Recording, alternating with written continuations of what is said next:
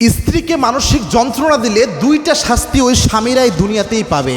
এবং কি আপনি মনে করবেন না যে আল্লাহ আপনাকে এমনি এমনি ছেড়ে দিবে। স্ত্রীকে যন্ত্রণা দিচ্ছেন, মানসিক কষ্ট দিচ্ছেন।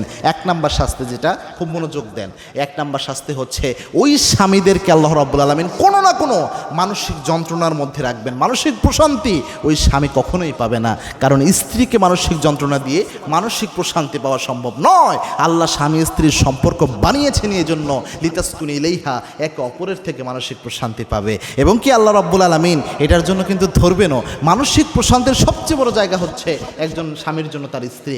একজন স্বামী হবে স্ত্রীর সেরা মানসিক ডাক্তার, একজন স্ত্রী হবে তার স্বামীর সেরা মানসিক ডাক্তার। আল্লাহ রাব্বুল আলামিন এইভাবে এই সম্পর্ককে দিয়েছেন। এজন্য স্ত্রীকে বিয়ে করেছেন মানে এই নয় যে যাচ্ছে তাই আচরণ আপনি তার সাথে করতে পারবেন, তাকে দাসী বান্ধব চাকরালের মতো তার সাথে ব্যবহার করবেন। মনে রাখবেন আপনার স্ত্রীর একটা ভ্যালু রয়েছে। এবং কি মা আয়েশা রাদিয়াল্লাহু তাআলা আনহা বলতেন, আমরা আল্লাহর হাবিব সাল্লাল্লাহু আলাইহি ওয়াসাল্লামের উপর মাঝে মাঝে রাগ করতাম, অভিমান করতাম, কিন্তু আল্লাহর হাবিব কখনো আমাদের উপর অভিমান করতেন না। এবং কি আল্লাহর হাবিব সাল্লাল্লাহু আলাইহি ওয়াসাল্লাম যখন ঘরের দিকে আসতেন মনে হতো জান্নাতের সুশীতল বাতাস ঘরের দিকে প্রবাহিত হচ্ছে। সুবহানাল্লাহ। এবং কি মা আয়েশা বলছেন, আল্লাহর হাবিব সাল্লাল্লাহু আলাইহি ওয়াসাল্লাম এটাও বলতেন, লা তাসুব্বুল বানাত ফা ইন্নী আবুল বানাত। আল্লাহর হাবিবের হাদিস এটা। আল্লাহর হাবিব বলেছেন যে তোমরা কোনো মেয়েদেরকে গালি দিও না, কেননা আমি নবী মুহাম্মদ সাল্লাল্লাহু আলাইহি ওয়াসাল্লাম মেয়ের বাবা।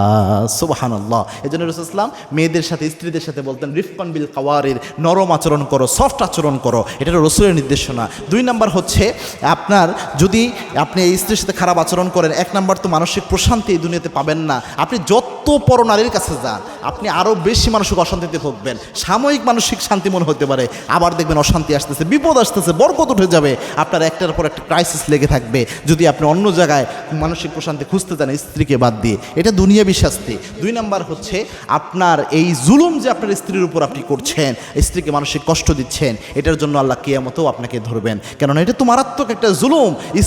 তিনিও একজন মানুষ, তার সাথে আপনি জুলুম করবেন, আল্লাহ ধরবে না। ব্যাপারটি এমন হতে পারে না। আল্লাহ বলে, আল্লাহর হাবিব সাল্লাল্লাহু আলাইহি ওয়াসাল্লাম জানিয়েছেন, কুল্লুকুম রাঈন ওয়া কুল্লুকুম মাসউলুন আন রাইয়াতিহি, তোমরা প্রত্যেকেই দায়িত্বশীল, প্রত্যেকের দায়িত্বের ব্যাপারে in the day of judgement Allah ধরবেন। একজন স্বামী যদি তার স্ত্রীর সাথে জুলুম করে, এটার জন্য কিয়ামতের দিন আল্লাহ স্বামী বানাবেন।